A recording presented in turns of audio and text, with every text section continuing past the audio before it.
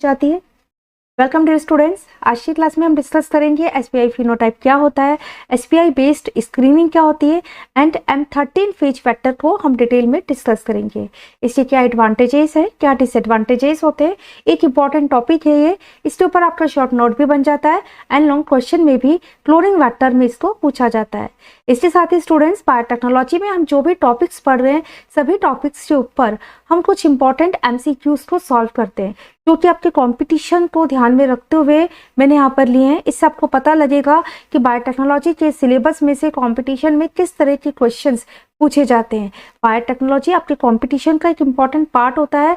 सभी तरह के कॉम्पिटिशन्स में बायोटेक्नोलॉजी का सिलेबस दिया हुआ है, 4 से 5 क्वेश्चंस बन जाते हैं। तो चलिए हम स्टार्ट करते हैं। M13 फाज वाइडली यूज किए जा रहे हैं सिंगल स्ट्रैंडेड डीएनए एम्प्लीकोन्स को कंस्ट्रक्ट करने में, एम्प्लीकोन्स को ऑब्टेन करने में।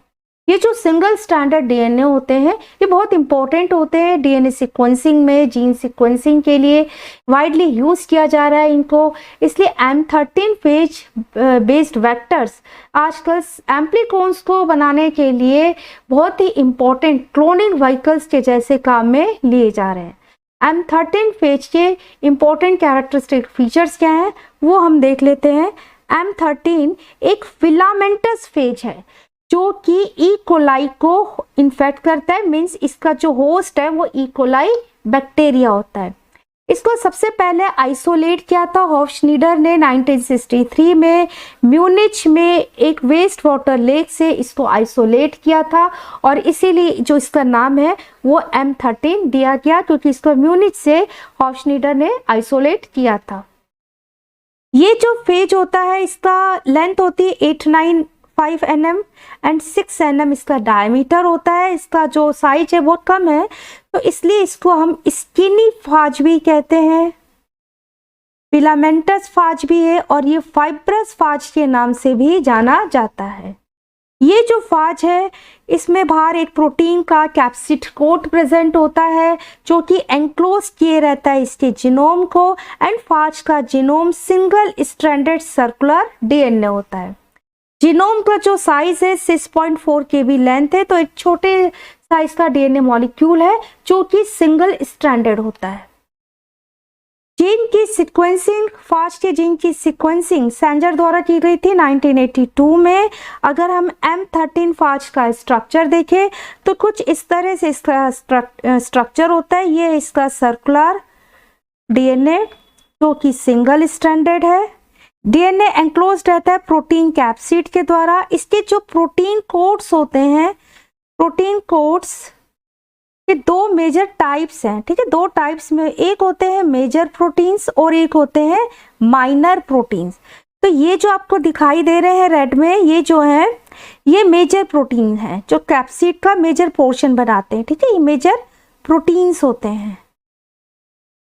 इसके अलावा ये जो फिलामेंटस है ऐसे फिलामेंट जैसा है, रोड शेप्ड है। इसके दोनों एंड्स पर, एक ये एंड हो गया और एक ये एंड हो गया, इस एंड पर आपको कुछ और प्रोटीन्स दिखाई दे रहे हैं, ये माइनर प्रोटीन्स होते हैं, ठीक है। एंड पर जो प्रोटीन होते हैं ना ये माइनर प्रोटीन्स होते हैं, तो ये भी माइनर प्रोटीन्स है और इस वाले एंड पर भी ये भी माइनर प्रोटीन्स हैं।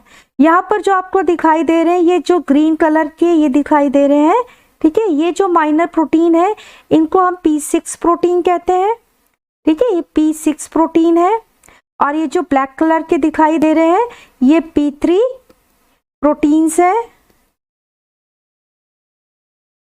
इसके अलावा यहाँ पर जो आपको प्रोटीन्स दिखाई दे रहे हैं ये जो प्रोटीन्स है ये भी माइनर प्रोटीन है, ये P7 प्रोटीन्स है। एंड येलो कलर से जो दिखाई दे रहे हैं, ये जो येलो कलर से दिखाई दे रहे हैं ये जो प्रोटीन्स है ये P9 होते हैं, ठीक है। P9 है। तो इस तरह से माइनर प्रोटीन कौन कौन से होगा हमारे P3, P6, P7 and P9।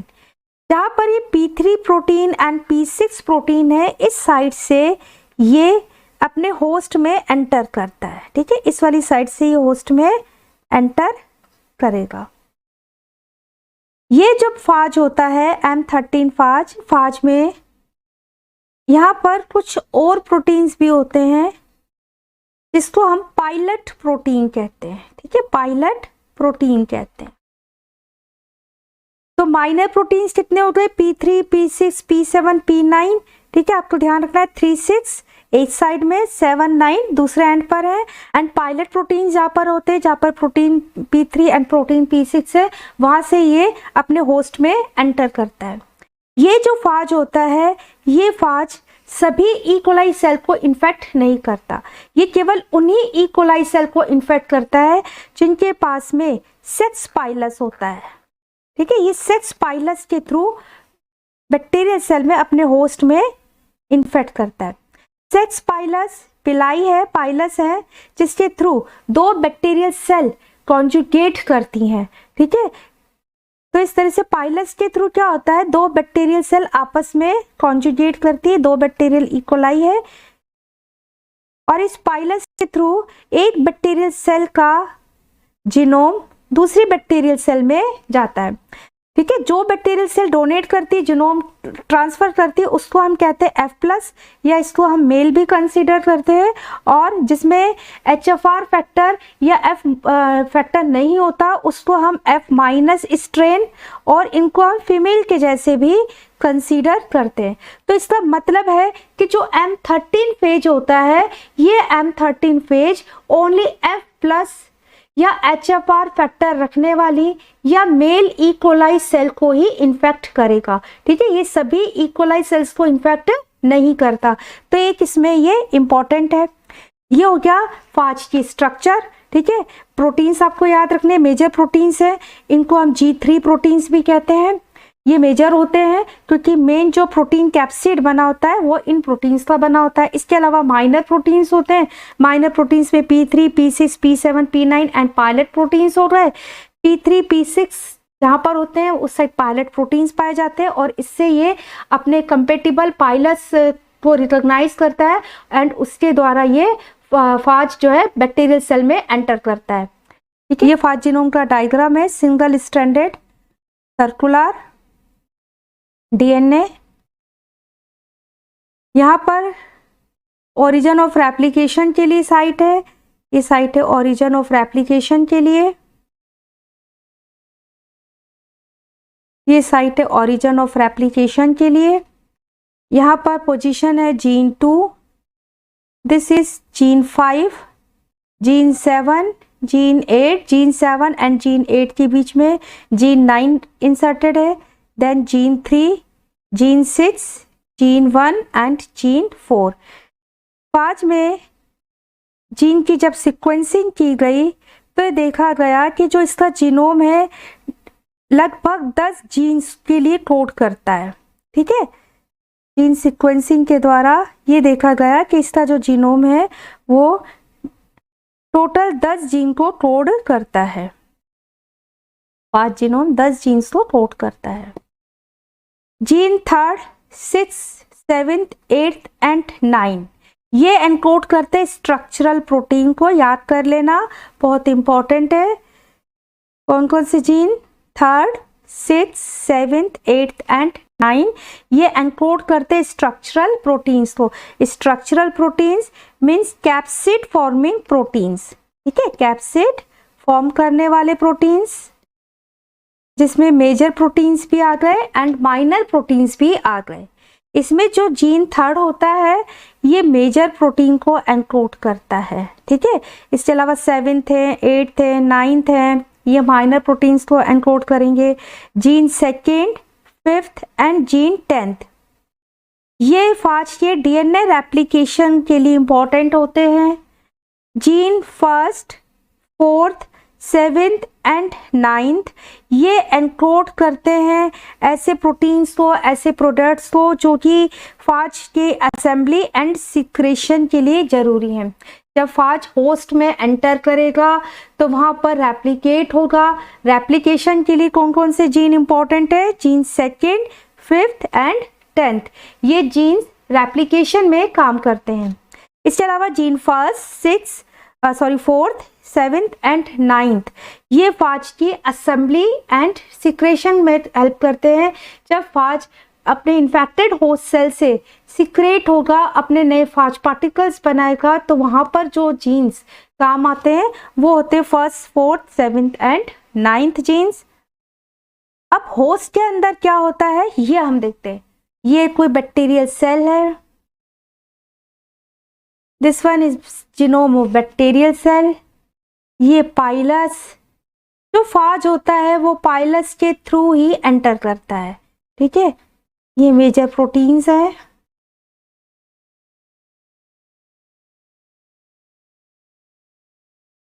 This pilot protein, minor proteins,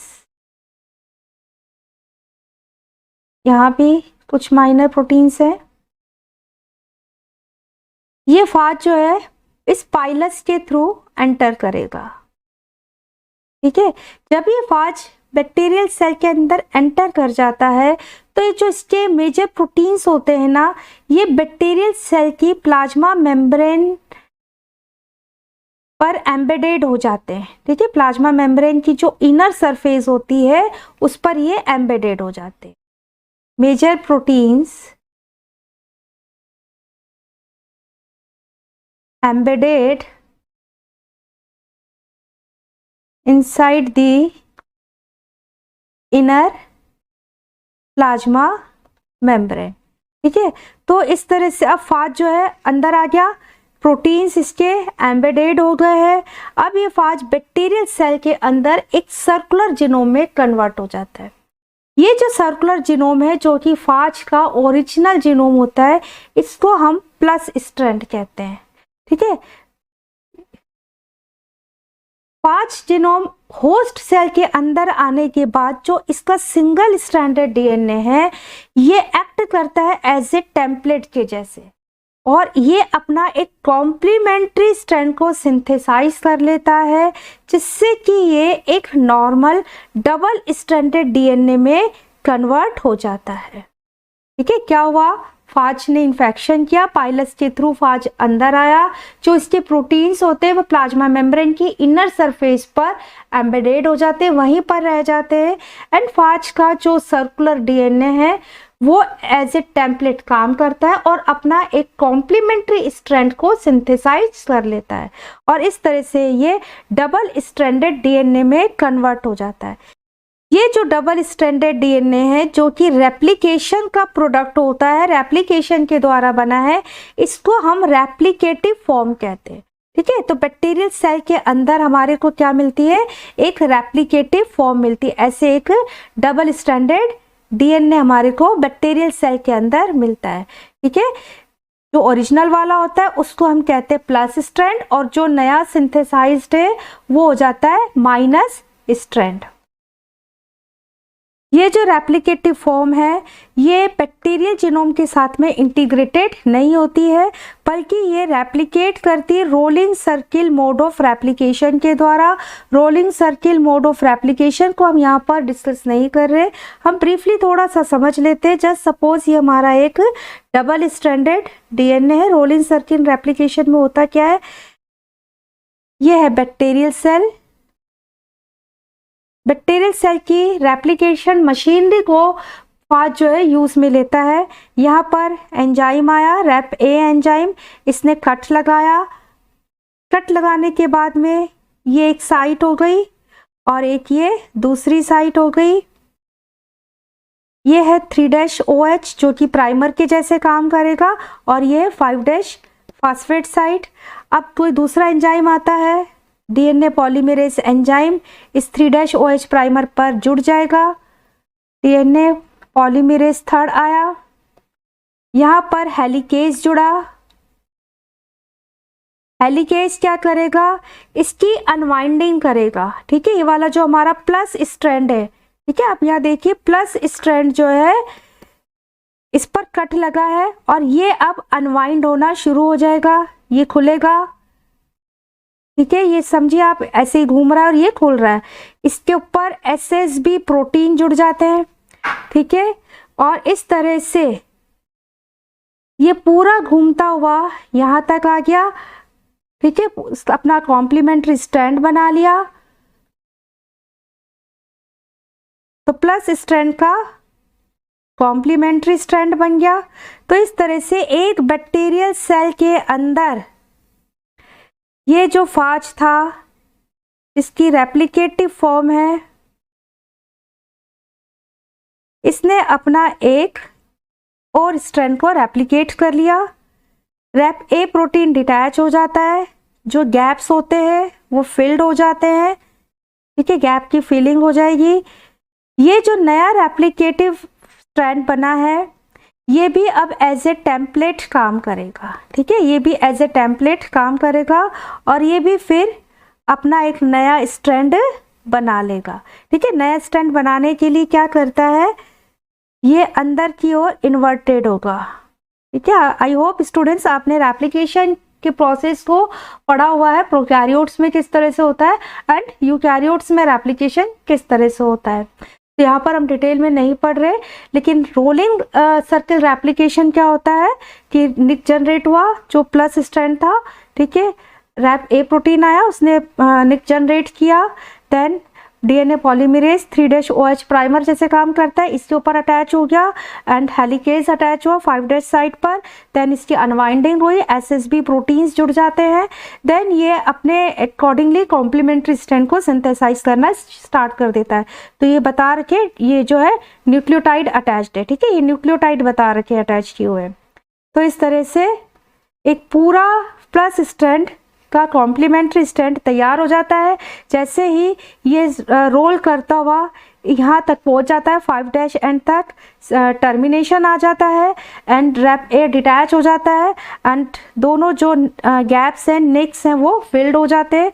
तो इस तरह से रेप्लिकेटिव फॉर्म जो है अपना रेप्लिकेट बना लेती है, जो कि एज ए टेम्पलेट अब काम करेगा और इसके अंदर की तरफ फोल्डिंग होगी और एक नया इससे डबल स्ट्रैंडेड डीएनए बन जाएगा।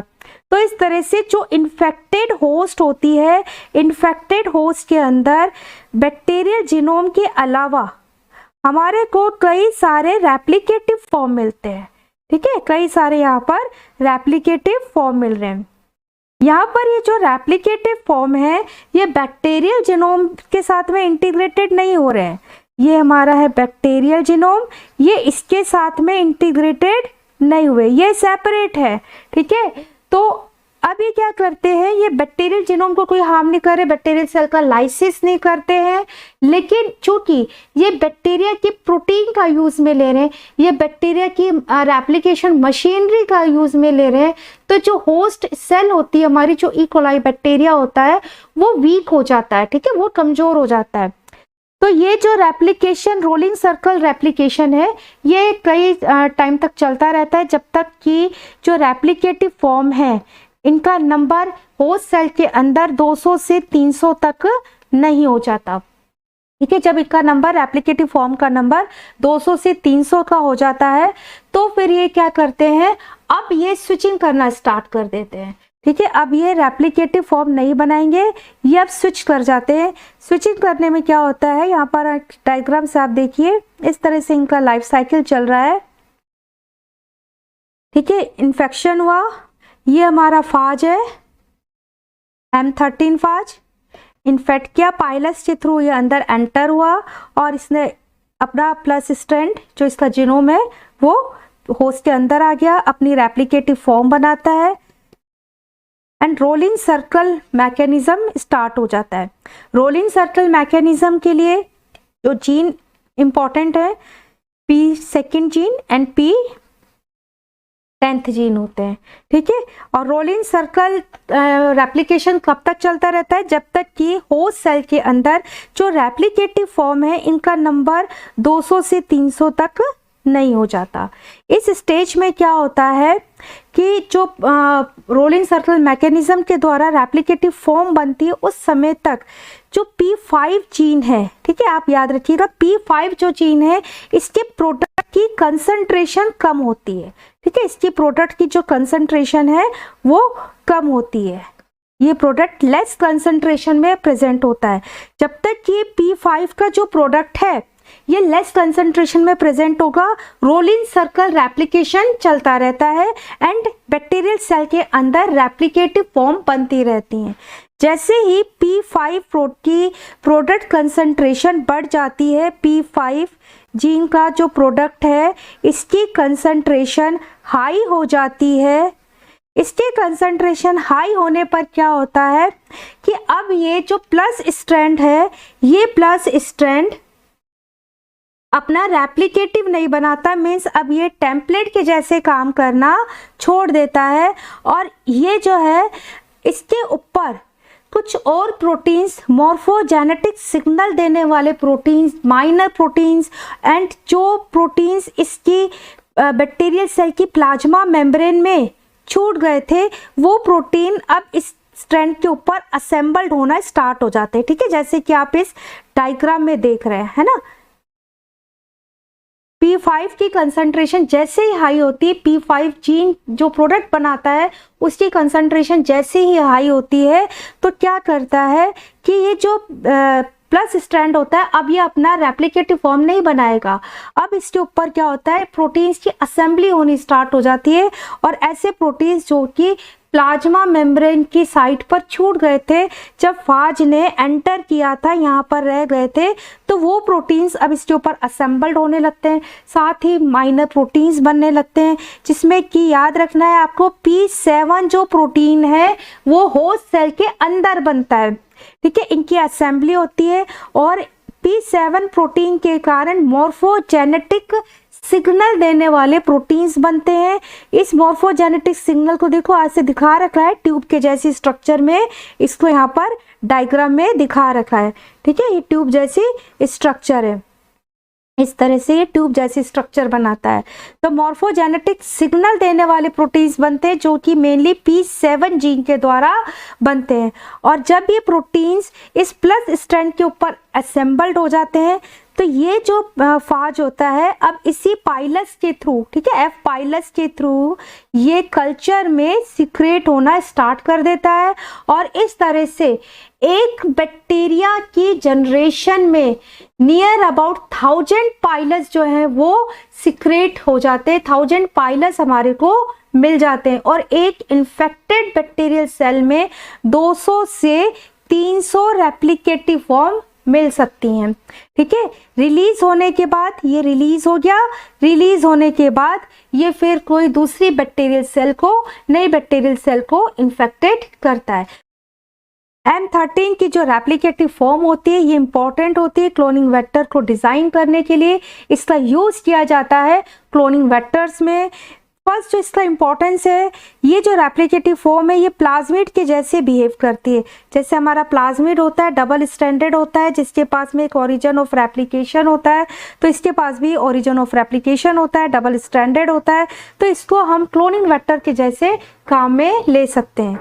सेकेंड इसकी इंपॉर्टेंस है कि इसको हम आसानी से इन्फेक्टेड ई कोलाई सेल के कल्चर से तैयार कर सकते हैं एंड दोबारा इसको रीइंट्रोड्यूस भी कर सकते हैं। ठीक है, रेप्लिकेटिव फॉर्म को हम प्रिपेयर कैसे करेंगे, इन्फेक्टेड ई कोलाई सेल से, एंड इसको ऑब्टेन करके इन्फेक्टेड ई कोलाई सेल से इसको आइसोलेट कर लिया जाता है एंड देन इसको रीइंट्रोड्यूस कराया जा सकता है नई ई कोलाई सेल में। थर्ड जो इसकी इंपॉर्टेंस है, इसमें हम जो जीन्स क्लोन करते हैं वो जीन्स हमारे को सिंगल स्ट्रैंडेड डीएनए की फॉर्म में ऑब्टेन होते हैं। ठीक है, कैसे ऑब्टेन होते हैं इस पॉइंट्स को आप अच्छे से समझ लीजिए। ये हमारी है एक बैक्टीरियल सेल, इस बैक्टीरियल सेल में ये है रेप्लिकेटेड फॉर्म। ठीक है, रेप्लिकेटेड फॉर्म है inside infected host, infected host E coli. ठीक है, हम क्या करेंगे, इस रेप्लिकेटेड फॉर्म को आइसोलेट करा, हमने आइसोलेट करा तो ये प्लाज्मिड जैसा ही तो काम कर रहा है, प्लाज्मिड जैसा ही तो हो गया जिसके पास में ओरिजिन ऑफ रेप्लिकेशन है। ठीक है, अब हम इसको ऑल्टर कर सकते हैं। ठीक है, इसका ऑल्ट्रेशन किया जा सकता है। इसमें हम अपना कोई desired double standard gene segment insert कर सकते हैं। ठीक है, डबल स्टैंडर्ड जीन हमने इसमें अपना इंसर्ट कर दिया इस तरह से, ये हो गया हमारा डबल स्टैंडर्ड जीन इसके अंदर इंसर्ट हो गया। एंड देन ये जो हमारा अब M13 का रेप्लिकेटिव फॉर्म मिला है, इसको हम अगेन इन्फेक्टेड कर सकते हैं, मीन्स हम री इंट्रोड्यूस्ड कर रहे हैं। ठीक है, बैक्टीरियल सेल के अंदर ये अपना रेप्लिकेटिव फॉर्म बनाएगा, है ना। बैक्टीरियल सेल के अंदर क्या करेगा, अपना रेप्लिकेटिव फॉर्म बनाएगा बाय रोलिंग सर्कल मैकेनिज्म। तो जो इसका प्लस स्ट्रैंड है, this one is plus strand, this one is minus strand. ठीक है, माइनस स्ट्रैंड हो गया। तो ये जो प्लस स्ट्रैंड है, मैं इसका डायग्राम यहाँ पर बना रही हूँ। ये प्लस स्ट्रैंड ने अपना एक रेप्लिकेट बनाया, ठीक है, फॉर्म किया, और इसमें ये हमारा डबल स्ट्रैंडेड डीएनए का एक स्ट्रैंड। ठीक है, अब हम क्या करेंगे, प्रोटीन्स की असेंबली कराएंगे। प्रोटीन्स की असेंबली होगी एंड ये जो है रिलीज हो जाएगा। तो इस तरह से जो फाज से हमारे को, तो इस तरह से फाज में जो जीन्स हमने क्लोन किए थे वो हमें सिंगल स्ट्रैंडेड डीएनए की फॉर्म में मिल जाते हैं, जिसका हम आगे यूज़ करते हैं कई इंपॉर्टेंट टेक्निक्स में, जैसे कि gene sequencing, DNA sequencing and in vitro mutagenesis. This is very important. Now construction of M13 based vectors. M13 based vectors का कंस्ट्रक्शन कैसे किया जाता है, इसको हम देख लेते हैं। कंस्ट्रक्शन में हम फर्स्ट आइसोलेट करेंगे रिकॉम्बिनेंट फॉर्म को इन्फेक्टेड इकोलाई सेल से। जैसे अभी हमने जस्ट डायग्राम में देखा, हमने इन्फेक्टेड इकोलाई सेल लिया, इसमें रेप्लिकेटिव फॉर्म है, इसको हमने आइसोलेट कर दिया। ठीक है, आइसोलेट करने के बाद में ये इसका ओपन जीन, ठीक है, ये इसका ओपन जीन है। इसमें हम एक LEC-Z जीन को इसके इंटरजेनिक सीक्वेंस में इंसर्टेड करते हैं। ठीक है, ये है रेप्लिकेटिव फॉर्म। रेप्लिकेटिव फॉर्म में यहाँ पर ओरिजिन ऑफ रेप्लिकेशन है, ORI रीजन है, और यहाँ से यहाँ तक का जो जीन है, यहाँ से यहाँ तक का जो सेगमेंट है, इसको हम इंटरजेनिक सीक्वेंसेस कहते हैं। ठीक है, ये है इंटरजेनिक सीक्वेंसेस। इस इंटरजेनिक सीक्वेंसेस में हमने LEC-Z जीन को इंसर्ट किया है।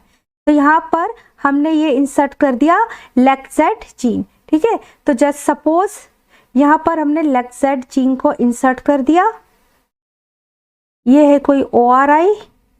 ठीक है, ये ORI रीजन है, ये था इंटरजेनिक सीक्वेंस, IS कह रही हूँ मैं, इसको IS लिख रहे हैं यहाँ पर।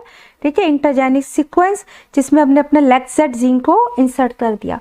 LEC-Z जीन को इंसर्ट करने के बाद जो वेक्टर हमारे को मिला है वो M13MP1 वेक्टर है। ठीक है, इस वेक्टर की स्क्रीनिंग जब हम करेंगे तो जो LEC-Z होता है, LEC-Z क्या करता है, ये बीटा गैलेक्टोसाइडेज सिंथेसाइज करता है। LEC-Z एंजाइम के द्वारा हम किस तरह से स्क्रीनिंग करते हैं, इसको हम डिटेल में प्लाज्मिड्स की क्लास में पढ़ चुके हैं। ठीक है, ये बीटा गैलेक्टोसाइडेज बनाता है जो कि एक्स गैल के ऊपर काम करके एक्स गैल को ब्लू कलर के प्रोडक्ट में कन्वर्ट कर देता है। ठीक है, तो MP1 जो वेक्टर बना है M13MP1, जिसमें कि रेप्लिकेटिव फॉर्म ली गई है M13 की, इसमें हमने LEC-Z जीन को इंसर्ट कर दिया। ठीक है, यहाँ पर LEC-Z जीन इंसर्ट हो गया। ये जो है इसकी स्क्रीनिंग हम ब्लू प्लाक के द्वारा इसकी स्क्रीनिंग कर सकते हैं। इससे फिर आगे के वेक्टर डिजाइन किए, M13MP2 वेक्टर डिजाइन किए। M13MP2 वेक्टर में क्या किया हमने, एक साइट डायरेक्टेड म्यूटाजेनेसिस किया। ठीक है, सिंगल पॉइंट पर हमने म्यूटेशन किया, सिंगल पॉइंट म्यूटेशन किया। इसमें हमने GGATTC जो कि लेक्स जेड जीन के पास में एक हेक्सा न्यूक्लियोटाइड का सीक्वेंस होता है, उसको हमने रिप्लेस कर दिया। उसमें हमने एक न्यूक्लियोटाइड के सीक्वेंस को चेंज कर दिया। GGATTC की बजाय हमने एक न्यूक्लियोटाइड का चेंज कर दिया GAATC। ठीक है, ये जो चेंज हमने किया, इस चेंज से क्या हो गया, इस चेंज करने से क्या हो गया, जस्ट सपोज अब ये हमारा रेप्लिकेटिव फॉर्म है, मीन्स 5 का जीनोम हो गया, ये M13 का जीनोम हो गया।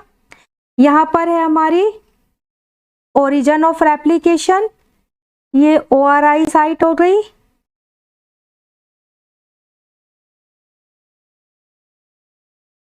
ये है इंटरजेनिक साइट, जिसमें हमने यहाँ पर लेक जेड को इंट्रोड्यूस किया है। अब MP2 वेक्टर बनाते हुए हमने क्या चेंज किया, क्या मॉडिफिकेशन किया कि लेक जेड जीन के पास में यहाँ पर एक हेक्सा न्यूक्लियोटाइड का सीक्वेंस है GGATTC। ठीक है, इसमें एक न्यूक्लियोटाइड का हमने चेंज कर दिया। हमने A की जगह हमने G की जगह हमने न्यूक्लियोटाइड एडेनिन को हमने ऐड कर दिया। तो हमारा सीक्वेंस क्या हो गया चेंज होने के बाद में, GAATTC। ये जो जीन है, ये जो जीन सीक्वेंस होता है GAATTC, ये EcoR1 रेस्ट्रिक्शन एंजाइम की साइट होती है।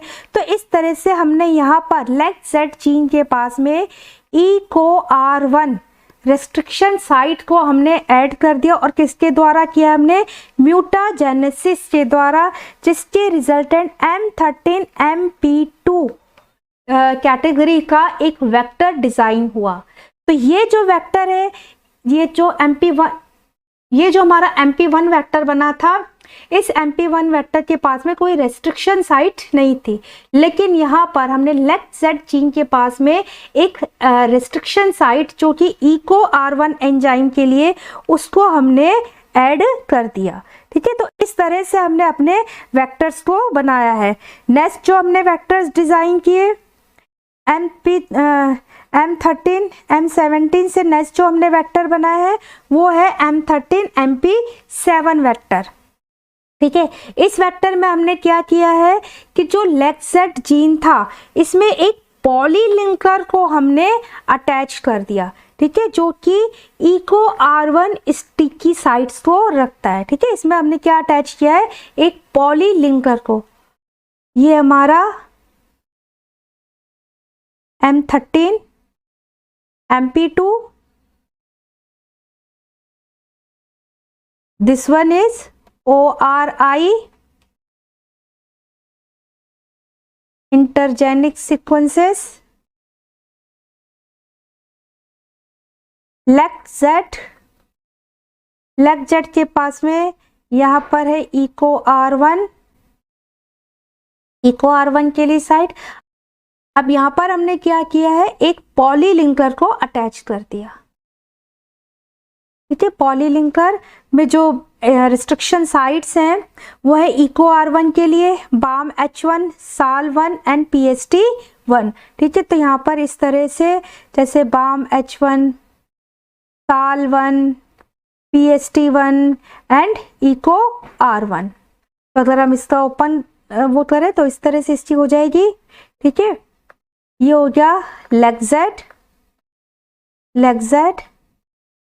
यहाँ पर ये कुछ साइट है, कलर चेंज कर लेते पेन का। ये है EcoR1 के लिए। अब यहाँ पर हमने एक पॉलीलिंकर को अटैच कर दिया है। ठीक है, ये पॉलीलिंकर जो कि मल्टीपल रेस्ट्रिक्शन साइट्स को रखता है, जैसे कि BAM-H1, SAL1, PST1। ठीक है, EcoR1। ये जो पॉलीलिंकर अटैच करते हैं, इसका हमें बेनिफिट मिल जाता है। एक तो ये बेनिफिट मिलता है कि हमारी एक पर्टिकुलर रिस्ट्रिक्शन एंजाइम्स पर डिपेंडेंसी नहीं रहती।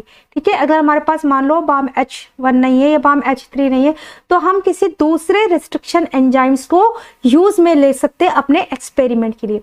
ठीक है। और जो दूसरी एडवांटेज मिल जाती है, ये जो रिस्ट्रिक्शन एंजाइम्स होते हैं ना, ये अलग अलग कट एंड्स लगाते हैं, इनके जो कट एंड्स बनते हैं वो अलग अलग साइड से होते हैं।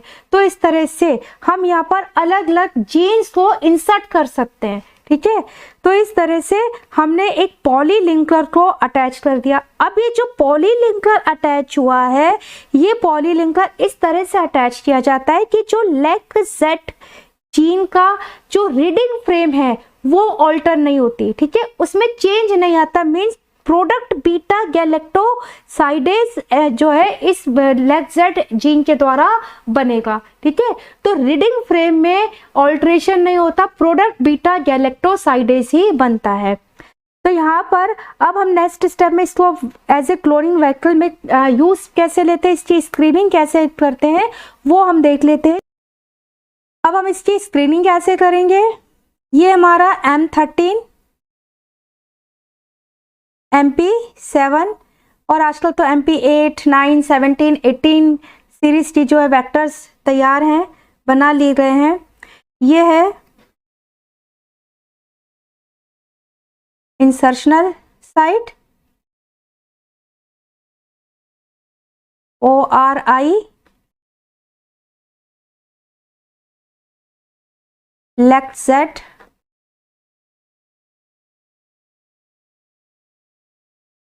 जिसमें पॉलीलिंकर भी है, पॉलीलिंकर एंड इको R1, ठीक है।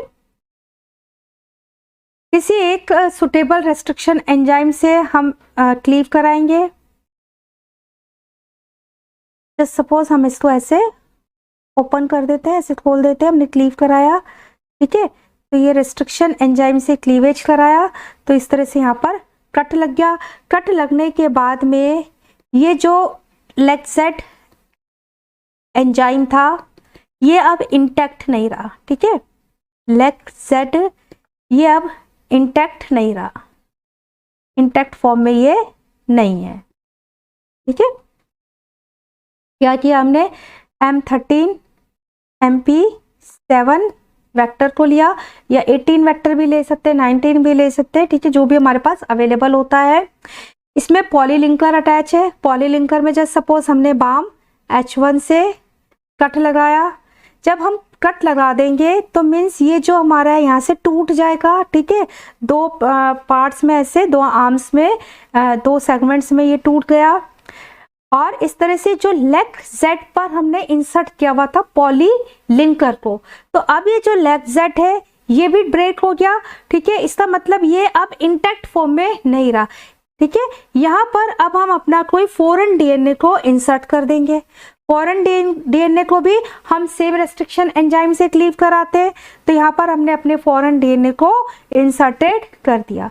अब ये जो LEG-Z है जो कि अब इंटैक्ट नहीं रहा, इसका मतलब ये बीटा गैलेक्टोसाइडेज सिंथेसाइज नहीं करेगा, ठीक है। बीटा गैलेक्टोसाइडेज एंजाइम यहाँ पर नहीं बनेगा। अब इसको जब हम पैक करेंगे एंड अपने होस्ट में इन्फेक्शन कराएंगे, तो इन्फेक्शन में क्या होगा कि जो रिकॉम्बिनेंट फॉर्म्स होंगी जिसमें हमारा फॉरेन DNA इंसर्टेड है, ठीक है, तो वो तो क्लियर प्लाग बनाएगा, क्योंकि इसमें LEG-Z इंटैक्ट हो चुका है, सॉरी LEG-Z जो है इंटैक्ट नहीं रहा, ब्रेक हो गया, बीटा गैलेक्टोसाइडेज नहीं बनेगा।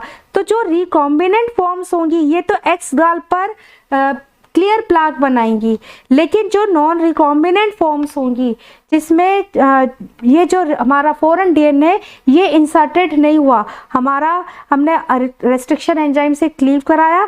क्लीव कराने के बाद इट इज़ क्वाइट पॉसिबल कि जो फ्रेगमेंट्स हमारे को दो मिलते हैं ये आपस में रीजॉइंड हो जाए, ठीक है। बच्चों इस चीज़ को हम बहुत बार स्क्रीनिंग को डिस्कस कर चुके हैं, इसलिए यहाँ पर थोड़ा सा मैं डिटेल में नहीं बता रही, जल्दी चल रही हूँ। तो ये आपस में रीजॉइंड हो जाए, तो रीजॉइंड होने के बाद में ये हो गए हमारे नॉन रिकॉम्बिनेंट, ठीक है, ये नॉन रिकॉम्बिनेंट हो गए और ये हो गए हमारे रिकॉम्बिनेंट। अब जब हम इसको अपने ये होस्ट, हमने बैक्टीरिया लिया, ई कोलाई लिया, इसके साथ में हमने इन्फेक्शन कराया, नॉन रिकॉम्बिनेंट का भी एंड रिकॉम्बिनेंट्स का भी, ठीक है, रिकॉम्बिनेंट फाज का भी हमने इन्फेक्शन कराया। यहाँ पर जो हमने इकोलाई लिए हैं, इसके मीडियम में हमने एक्स गैल मिला रखा है, ITPG मिला रखा है, ठीक है। तो इसकी प्रेजेंस में क्या होगा कि जो नॉन रिकॉम्बिनेंट फॉर्म है जिसमें इंटैक्ट ये लेग प्रेजेंट है, ये तो बीटा गैलेक्टोसाइडस बनाएगा, बीटा गैलेक्टोसाइडस बनाएगा तो ब्लू कलर का प्लाक हमारे को मिल जाएगा, ठीक है, ब्लू कलर का प्लाक मिल जाएगा। लेकिन रिकॉम्बिनेंट फॉर्म जिसमें कि हमारा फॉरेन DNA इंसर्टेड है, ठीक है, जिसके पास में इंटैक्ट लेग जेड प्रेजेंट नहीं है, वो एक्स गैल के ऊपर रिएक्ट नहीं कर पाएगा क्योंकि बीटा गैलेक्टोसाइडस नहीं बन रहा, बीटा गैलेक्टोसाइडस नहीं है तो एक्स गैल के ऊपर काम नहीं हो रहा एंड ब्लू कलर का प्रोडक्ट नहीं बन रहा। तो इसकी जो कॉलोनी बनेगी वो येलो कलर की ये अपनी कॉलोनी को फॉर्म करेगा, सॉरी वाइट कलर की कॉलोनी फॉर्म करेगा, जो मैं यहाँ पर येलो कलर से बता रही हूँ। Now, what are the advantages of using M13 based vectors? First जो एडवांटेज है M13 बेस्ड वेक्टर से, जो हमारा क्लोन जीन होता है वो सिंगल स्ट्रैंडेड DNA की फॉर्म में हमको ऑब्टेन होता है। मीन्स हम एम्प्लीकोन्स को इससे आसानी से बना सकते हैं, जिसका यूज किया जाता है DNA सीक्वेंसिंग में बाय सेंजर मेथड। M13 बेस्ड जो वेक्टर होते हैं इनका यूज करते हैं हम रैंडम पेप्टाइड डिस्प्ले लाइब्रेरीज को बनाने में by using phase display technique. Phase display technique क्या होती है, इसके ऊपर मैं अलग से आपको वीडियो बना दूंगी, बस आप इतना समझ लीजिए कि जो फेज सिस्टम होता है M13 फेज जो वेक्टर्स है इनका यूज किया जाता है protein protein interaction, protein peptide interaction and protein DNA interaction की स्टडी करने में। नेक्स्ट जो इसका इम्पॉर्टेंट है कि जो सिंगल स्ट्रैंडेड DNA हम ऑब्टेन करते हैं वो हम RNA एनालिसिस के लिए इनके द्वारा हम प्रोब्स को भी जनरेट कर सकते हैं। तो ये कुछ इम्पॉर्टेंट एडवांटेजेस होती हैं M13 बेस्ड वेक्टर को काम में लेने पर। Now important disadvantages using M13 based vectors. First disadvantage है कि इसके द्वारा हम एक छोटे साइज का DNA मॉलिक्यूल को ही इंसर्ट कर सकते हैं। 2 KB से ज़्यादा का DNA मॉलिक्यूल, 2 KB से ज़्यादा का जीन हम M13 बेस्ड वेक्टर के द्वारा क्लोन नहीं कर सकते। नेक्स्ट जो इसके डिसएडवांटेज है कि इसके नंबर ऑफ कॉपीज़ कम मिलती है, लो यील्ड ऑफ DNA एंड ये जो फेज होते हैं ये बैक्टीरिया के लिए, अपने होस्ट के लिए कुछ टॉक्सिन्स को हाई कंसंट्रेशन में सिक्रेट करते हैं। So these are some important disadvantages. Students, आज की क्लास में हमने SPI फिनोटाइप क्या होता है, SPI phenotype based fast screening कैसे की जाती है इसको पढ़ा है एंड इसके साथ ही M13 बेस्ड वेक्टर को डिटेल में डिस्कस किया है। M13 बेस्ड वेक्टर किस तरह से कंस्ट्रक्ट किए जाते हैं, स्क्रीनिंग कैसे की जाती है और इसके साथ ही इसकी क्या एडवांटेजेस एंड डिसएडवांटेजेस हैं। वीडियो अच्छा लगे तो आप प्लीज़ लाइक जरूर करें, अपने फ्रेंड्स के साथ में शेयर करें। टॉपिक के रिगार्डिंग आपकी कोई क्वेरी है तो आप मुझे मैसेज कर सकते हैं, डिस्क्रिप्शन में मेरा नंबर दिया गया है। अगर आपको इन चैप्टर्स के नोट्स चाहिए तो उसके रिगार्डिंग भी आप मुझे मैसेज कर सकते हैं। Thank you so much students.